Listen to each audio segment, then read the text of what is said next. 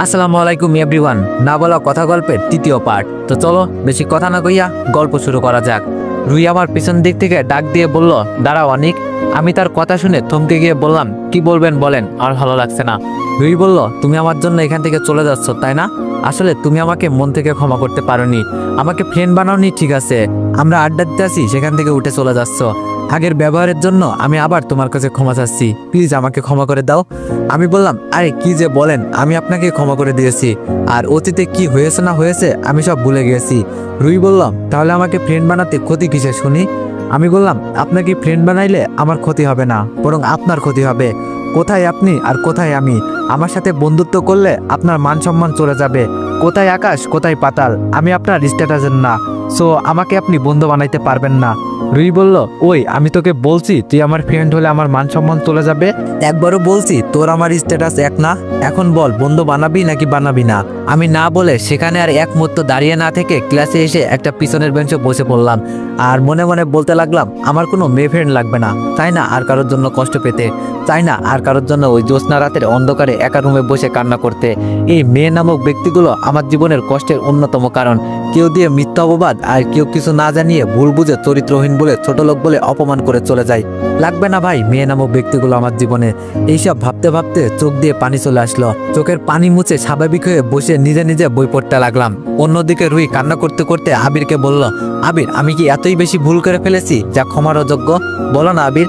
আবির বলল, আরে অনেক বলেছে তোমাকে ক্ষমা করে দিয়েছে, তাহলে তুমি কান্না কেন করছো? রুই বলল, যদি আমাকে ক্ষমা করে দিত তাহলে ফ্রেন্ড বানাতে সমস্যা কিসের? আবির বলল, এটার কোনো কাহিনী আছে মনে হয়, আমি বের করব, তুমি চিন্তা করিও না। অনেক তোমাকে ফ্রেন্ড বানাবে, আমি কথা দিচ্ছি। রুই অনেক খুশি হয়ে আবিরকে ধন্যবাদ দিয়ে ক্লাসে চলে গেল। আবিরও ক্লাসে এসে আমাদের সাথে বসলো। আবির বলতে লাগলো, আচ্ছা অনেক একটা কথা বলতো। আমি বললাম, বল কি বলবো? আবির বলল, আচ্ছা তুই কি রুইকে সত্যি ক্ষমা করে দিয়েছিস? সত্যি করে বলবি। আমি বললাম, হ্যাঁ আমি সত্যি রুইকে ক্ষমা করে দিয়েছি। আবির বলল, তাহলে ওকে ফ্রেন্ড বানাতে তো সমস্যা কিসের? বানিয়ে ফেল ফ্রেন্ড, ফ্রেন্ড হতে চেয়েছে, আর তো কিছু না। আমি বললাম, না আমি কাউকে ফ্রেন্ড বানাবো না, আমার লাগবে না, আমার তুই হলেই হবে। আবির বলল, আচ্ছা এটা সত্যি কথা বলবি, তুই যদি আমার ফ্রেন্ড হয়ে থাকিস? আমি বললাম, কি বল? আবির বলল, তুই মেয়েদের ফ্রেন্ড কেন বানাতে চাস না? আমি মাথা নিচু করে বললাম, এমনি, আমি চাই না আবির জানুক। আবির আমার কথা শুনে টেবিল থেকে উঠে ক্লাসের বাইরে চলে যেতে লাগলো। আমি ওর পিছু পিছু গিয়ে আবিরকে ডাকতে লাগলাম, কোথায় যাচ্ছিস আবির? দাঁড়া, এই দাঁড়া। দেখলাম আবির গাছতলায় গেল, আমি ওখানে গেলাম। আবিরকে বললাম, কি হলো, তুই আমার কথা না শুনে চলে আসলি কেন?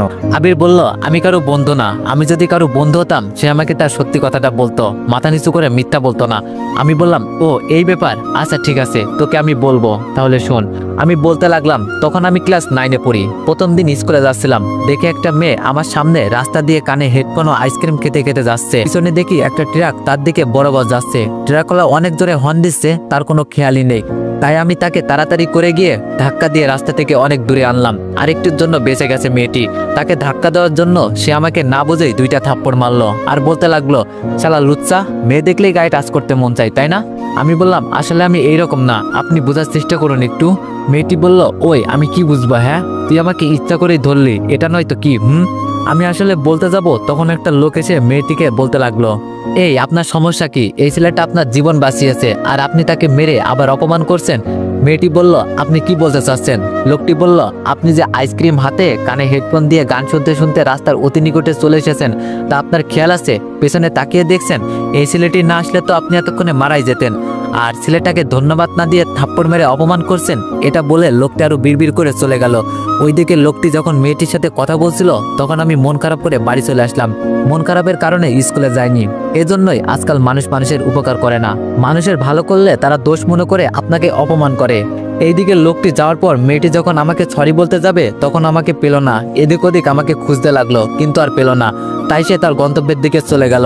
এইদিকে আমাকে এত তাড়াতাড়ি বাড়ি ফিরতে দেখে খালা বলতে লাগলো, কিরে আজ তোর স্কুলের প্রথম দিন, আর এত তাড়াতাড়ি ছুটি দিয়ে ফেললো নাকি? এক্ষুনি গেলি আবার এখনই চলে আসলি যে?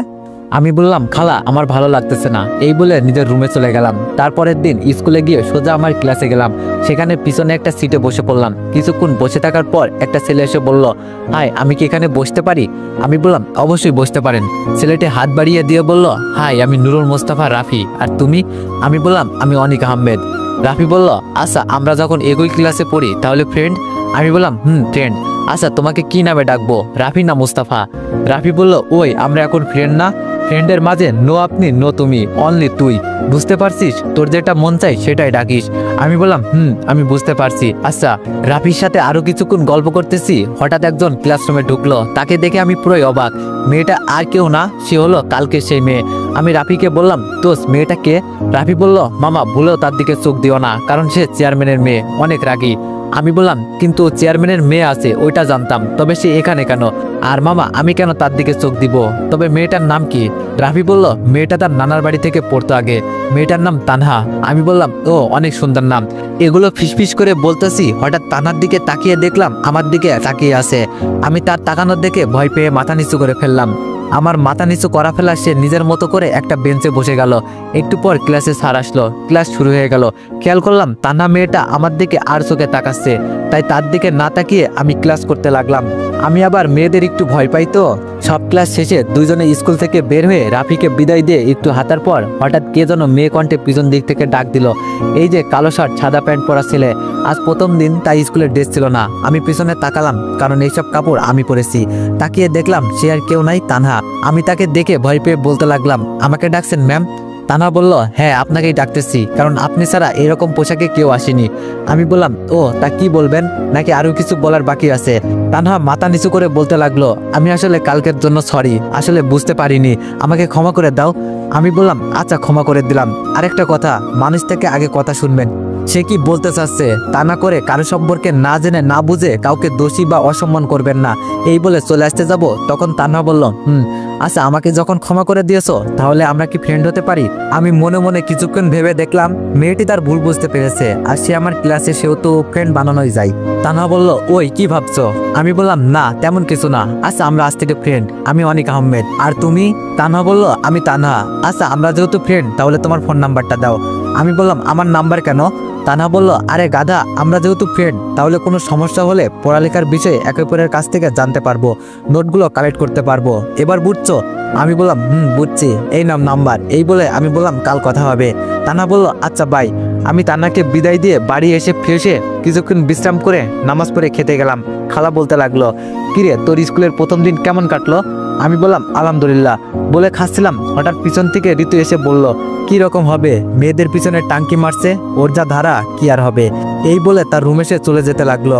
আমি কিছু না বলে মাথা নিচু করে খেতে লাগলাম। এখানে কিছু বললে উল্টো আমি অপমানিত হব। তখন খালা বলল, বাবা কিছু মনে করিস না, ছোট মানুষ, পরে ঠিক হয়ে যাবে। আমি কিছু না বলে খেয়ে উঠে রুমে চলে আসলাম। আসরের নামাজ পড়ে একটা টিউশনি পড়িয়ে আসার সময় মাগরিবের নামাজ পড়ে বাসায় আসলাম। ফ্রেশ হয়ে কিছুক্ষণ পরে ডিনার করে ঘুমিয়ে গেলাম। সকালে উঠে ফ্রেশ হয়ে নাস্তা করে স্কুলে গেলাম। স্কুলে ঢুকে দেখি রাফি একটা জায়গায় বসে আছে আর একটা মেয়ের দিকে তাকিয়ে আছে। আমি এটা দেখে তার কাছে গিয়ে মাথায় একটা দিয়ে বললাম, শালা এখানে একা একা বসে মেয়ে দেখছোস ভণ্ড শালা। রাফি বলল, ওই আমি মেয়ে কবে দেখলাম, আমি তো এখানে প্রকৃতি দেখতেছি। আমি বললাম, শালা ওই হিজাবওয়ালা মেয়েটাই প্রকৃতি তাই না? রাফি বলল, হ্যাঁ। না না না, ও কেন হবে? আমি বললাম, শালা লুকাস না, বলে দিলেই হয় তুই ওকে পছন্দ করিস। আমার কথা শুনে রাফি লজ্জা পেয়ে মাথা নিচু করে ফেললো। আমি বললাম, হয়েছে হয়েছে, আর লজ্জা পেতে হবে না। রাফি বলল, মামা আমি প্রথম দেখাতেই তাকে ভালোবেসে ফেলেছি, কিছু একটা কর মামা প্লিজ। আমি বললাম, আচ্ছা মামা আমি দেখি কি করা যায়, শান্ত হবে না। এগুলো বলতেছিলাম, হঠাৎ দেখি সেই মেয়ে আর তানা আসতেছে। রাফি বলল, মামা দেখ আমার কিরাস আসতেছে। আমি বললাম, তাই তো দেখছি। এইসব বলতে বলতে তারা দুজন আমাদের সামনে এসে দাঁড়িয়ে তানহা বলল, কেমন আছো অনিক? আমি বললাম, আলহামদুলিল্লাহ, তুমি? তানহা বলল, আমিও ভালো। ও তোমাদের পরিচয় করিয়ে দিই, এটা হলো আমার বান্ধবী কানিজ ফাতেমা, আর ফাতেমা এ হলো অনিক আমার বন্ধু। তোমায় বললাম না যে ওই। কানিজ বলল, ও হাই। আমি বললাম, হাই। তানা এটা হলো আমার বন্ধু রাফি, আর রাফি এটা হলো আমাদের ফ্রেন্ড তানহা। পরিচয় হতে হতে দেখি ক্লাসের টাইম হয়ে গেছে, তাই তানহাকে বললাম, চলো এখন পরে আড্ডা দিতে পারবো, এখন ক্লাসের টাইম হয়ে গেছে। তানহা বলল, চলো। এই বলে সবাই ক্লাসের দিকে চলে গেলাম। ক্লাস করতেছি, হঠাৎ রাফি বলল, কিরে মামা তুই চেয়ারম্যানের মেয়ের সাথে কিভাবে বন্ধুত্ব করলি? আমি বললাম, তাহলে শোন। তারপর তাকে সব খুলে বললাম। সে শুনে বলল, তাই তো বলি মামা, যেই মেয়ে কোনো ছেলের সাথে কথা বলে না, কাউকে পাত্তা দেয় না, তোর সাথে ফ্রেন্ডশিপ করলো। আমি বললাম, তবে যাই বলিস তাদের তোরই লাভ হয়েছে, তুই কানিজকে ভালোবাসিস তা বলতে পারবে। রাফি লজ্জা পেয়ে বলল, যা শালা। এভাবে আমাদের বন্ধুত্ব খুনসুটি স্কুল আর টিউশনি করে 4 মাস চলে গেল। এই 4 মাসে তান্না আমাকে অনেক কেয়ার করতো, অনেক শাসন করতো। একদিন তো এরকম হলো, আমি একটা মেয়ের সাথে কথা বলতেছিলাম অনেক হেসে হেসে, হঠাৎ দেখি তান্না আমার দিকে রাগি লুকে তাকিয়ে আছে। আমি এটা দেখে মেয়েটাকে বিদায় জানিয়ে তানার কাছে গেলাম। আমি ভয়ে ভয়ে বলতে লাগলাম, তানা কখন আসলি? তানহা বলল, কেন, আমি আসতে কি তোর কোনো সমস্যা হয়েছে? আমি বললাম, তা কেন হবে? তানহা বলল, তাহলে এইরকম প্রশ্ন কেন করলি? আমি বললাম, কই কিরকম প্রশ্ন করলাম? তানহা বলল, তোর পোস্টের গুষ্টি কিলাই শালা লুচ্চা, ওই মেয়ের সাথে কি কথা তোর? এত হেসে হেসে, কই আমার সাথে তো এইরকম করে কথা বলিস না। আমি বললাম, এমনি কথা বললাম। তানহা বলল, তোর এমনি কথা বলার গুষ্টি কিলাই। আমি বললাম, আচ্ছা সরি, আর বলবো না, আমাকে ক্ষমা করে দে। তানহা বলল, ক্ষমা করে দিতে পারি একটা শর্তে। আমি বললাম, কি শর্ত? তানহা বলল, কান ধরে আমি যা বলবো তা বলতে হবে। আমি বললাম, প্লিজ এমনটা করিস না, আমি বললাম তো আর বলবো না কথা। তানহা বলল, না হবে না, এটা না করলে আমার সাথে আর কথা বলবি না, এই গেলাম। আমি বললাম, আচ্ছা আমি রাজি, এই ধরলাম কান, এবার বল কি বলবো। তানহা বলল, বল, আমি শপথ করিতেছি যে আমি আর কোনো মেয়ের দিকে তাকাবো না, আমি আর কোনো মেয়ের সাথে কথা বলবো না, এইটা বল। আমিও হুবহু বলে দিলাম, আচ্ছা এইবার চল, সময় হয়ে গেছে। তার এইগুলো দেখে আমি তাকে একটু একটু ভালোবেসে ফেলেছি, আর আমিও ভাবি তানাও আমাকে ভালোবাসে। অন্যদিকে রাফি আর কানিজের রিলেশন চলতেছে ভালোই। আজ স্কুল থেকে আসার সময় রাফি বলল, দোস্ত, আমার আব্বুর বদলির কারণে টেকনাফ চলে যেতে হবে। আমি মন খারাপ করে ফেললাম। রাফি বলল, দেখ, আমি চলে গেলে সমস্যা নাই, ফোনে তো কথা চলবেই, তাই না? আমি বললাম, আচ্ছা না গেলে হয় না? রাফি বলল, দেখ, আমার আব্বুকে অনেক বোঝাতে চেয়েছি কিন্তু পারিনি। আমি বললাম, কখন যাবি? রাফি বলল, আজ রাত 12টায়। দেখ, কিছু মনে করিস না, বাবা আজ স্কুলে আসার আগে বলেছিল। আমি বললাম, ও তাহলে তো তোকে এখন বিদায় জানাতে হবে। আচ্ছা চল, পার্কে যাই দুইজন, আর কখন জানি দেখা হয়। এই বলে একটা জায়গায় বসে রইলাম। রাফি বলল, আচ্ছা অনিক, তুই তানাকে ভালোবাসিস? আমি বললাম, তোর কাছে কি লোকাবো, বাসি, নিজের থেকেও বেশি। রাফি বলল, শোন, তাড়াতাড়ি বলে দে, না হলে অন্য কেউ এসে নিয়ে যাবে। আমি বললাম, না, তানা শুধু আমার, আমি কারো হতে দিব না, তাকে কালই প্রপোজ করে দিব। কাল শুক্রবার ছিল, তাই তানাকে বললাম ঘুরতে যাব, সেখানে আমি তোমাকে একটা কথা বলবো। রাজি হয়ে গেল। আমি তাকে একটা পার্কে নিয়ে এসে কিছুক্ষণ বসেছি। তখন তানা বলল, অনেক, তুমি কি জানো বলবা? আমি বললাম, আর দেরি না করে তাকে বলতে লাগলাম, তানহা, তোমার কেয়ারিং শাসনগুলো আমার অনেক ভালো লাগে, আর এই ভালো লাগা থেকে কখন যে তোমাকে ভালোবেসে ফেলেছি আমি ভাবতে পারিনি। তানহা, তুমি কি আমার ছেলের আম্মু হবা? আমি তোমাকে অনেক ভালোবাসি। এটা বলেই মাথা নিচু করে ফেললাম। হঠাৎ তানহা আমার গালে থাপ্পড় দিয়ে আমাকে জড়িয়ে ধরলো। আমি তো পুরো অবাক। তানহা বলল, বুদ্ধটা মনে হয় আজকে বুঝতে পেরেছে। তুই বুঝিস না আমি তোকে কতটা ভালোবাসি, আমিও তোকে অনেক ভালোবাসি, কথা দিলাম কখনো ছেড়ে যাব না। আমি বললাম, আমিও, তুই না চাইলে আমি কখনো যাব না তোকে ছেড়ে। আর কিছু কথা বলে ঘোরাঘুরি করে বাসায় চলে আসলাম। এভাবে ভালোবাসার আগমন খুনসুটি দিয়ে 1 বছর কেটে গেল। তখন আমার এইচএসসি ফাইনাল পরীক্ষা আর 8 মাস বাকি। হঠাৎ একদিন তানহা আমাকে পার্কে ডেকে যা বলল, তা শুনে আমার পুরো পৃথিবী অন্ধকার লাগছিল। আমি গিয়ে তানাকে বলতে লাগলাম, এত জরুরি তলব কেন? আমাকে আর কথার সুযোগ না দিয়ে থাপ্পড় দিয়ে তানা আমাকে বলল, তোকে আমি অনেক ভালো মনে করতাম, তুই যে এত নিচু মনের মানসিকতার মানুষ তা যদি আমি জানতাম তাহলে তোর সাথে রিলেশনে যেতাম না। আমি বললাম, আমি কি করলাম তা তো বলো। তানা বলল, এখন সাধু সাজে শালা লুচ্চা চরিত্রহীন মানুষ, ছি, তোর মতো চরিত্রহীন লম্পট লুচ্চাকে আমি ভালোবাসতাম, এগুলো ভাবতেই অবাক লাগে। তুই যেন আমার সামনে আসিস না, শালা চরিত্রহীন, কয়টা লাগে তোর? আমি বললাম, তানা, আমি কি করছি তা তো বলো। তানহা বলল, শালা তোর এই পাপি মুখ দিয়ে আমার নাম ধরে ডাকবি না। এই বলে তানহা দূরে চলে গেল। আর আমি চিৎকার করে বলতে লাগলাম, তুমি আমাকে ভুল বোঝো না, আমাকে ছেড়ে যাও না প্লিজ তানহা। কে শুনে কার কথা, সে চলে গেল। তাই আমি দেরি না করে বাসায় এসে কোনো কথা না বলে দরজা বন্ধ করে কান্না করে দিলাম। অনেকক্ষণ খালা ডাকলো খাবার খাওয়ার জন্য, কিন্তু খাইনি, আমার ভালো লাগছিল না বলে দিই। তাই খালা আর জোর করলো না। কিছুক্ষণ শুয়ে কান্না করলাম। তারপর নিজেকে সান্ত্বনা দেওয়ার জন্য শুয়ে থেকে উঠে ছাদে গিয়ে আনমনে ভাবলাম, আমি তো কিছু করিনি, তাহলে তান্না আমার সাথে এরকম কেন করলো? আরো অনেক কিছু ভাবছি। তখন পিছন থেকে কেউ বলতে লাগলো, আহারে বেচারা, ছ্যাঁকাকে একদম বেকা হয়ে গেছে। এটা শুনে পিছনে তাকিয়ে দেখি এটা আর কেউ না, আমার খালাতো বোন ঋতু। তাই আমি বললাম, আমি ছ্যাঁকা খেয়েছি তা তুই জানলি কি করে? ঋতু বলল, তোর ছ্যাঁকা খাওয়ার কারণ আমি, আর আমি জানবো না তো কে জানবে বলতো? আমি বললাম, তুই কিন্তু এটা ভালো করিসনি, এটার জন্য তোকে অনেক পস্তাতে হবে। দেখিস আমার সাথে এটা করে তোর লাভ কি? তুই আমাকে অপমান করছিস তা ঠিক আছে, তা আজ আমার ভালোবাসার মানুষকে দিয়ে অপমান করালি। বা ঋতু, দেখিস তোর সাথে এইরকম হবে। ঋতু বলল, শকুনের দোয়াতে গরু মরে না। আমার লাভ হলো তোকে আমি দেখতে পারি না, আর তোর সবকে কিভাবে দেখবো? আরে তোর ভালোবাসা, এইরকম ভালোবাসা কত আইলো গেল, আর আশ্রিতা হয়ে চেয়ারম্যানের মেয়ে তোর সাথে মানায় না। তুই বরং পথের ভিখারি মেয়েকে খুঁজিস। আমি বললাম, তুই যেটাই করিস না কেন, কাল আমি তানার ভুল ভাঙিয়ে আমার করে নিব। ঋতু বলল, তার হবে না, যেগুলো দেখাইছি আমার মনে হয় না তাকে আপন করা তো দূরে থাক, তার কাছে যেতে পারিস কিনা সন্দেহ। দেখবি কি দেখাইছি। আমি বললাম, তুই কি দেখাইলি যে তানা আমার কথা বিশ্বাস করলো না? দেখা আমাকে। এই বলে তানা দেখাইতে লাগলো। এইগুলো দেখে আমি তো পুরো অবাক। কারণ ঋতু যেইগুলো আমাকে দেখাইলো এইসব আমি কখনো করিনি। ঋতু আমাকে কিছু ছবি দেখাইছে যেইগুলোতে আমি একটা মেয়ের হাত ধরে হাঁটছি, ফুচকা খাচ্ছি, এমনকি কিস করতেছি। এইগুলো দেখে আমার পুরো মাথায় হাত। এই কাজ আমি তানহার সাথেও কখনো করিনি। আমি বললাম এটা কি করে সম্ভব, এই কাজ আমি কখনো করিনি। ঋতু বলল এই কাজ তুই করিসনি, এইগুলো এডিট এআই দিয়ে। এখন তুই হাজার চেষ্টা করলেও তানাকে ফিরিয়ে আনতে পারবি না। আমি বললাম তুই যদি আমার খালাতো বোন না হতি তাহলে কি করতাম সেটা আমি নিজেও জানি না। ঋতু বলল তুই কিছু করতে পারবি না, আর এমন কথা মাথায় চিন্তাও করবি না, না হলে ফল ভালো হবে না, তা তুই ইতিমধ্যে বুঝে গেছিস। আমি আর কিছু না বলে চোখের পানি মুছতে মুছতে ছাদ থেকে নেমে আমার রুমে এসে শুয়ে মনে মনে বললাম, ঋতু আল্লাহ ছাড় দেয় ছেড়ে দেয় না।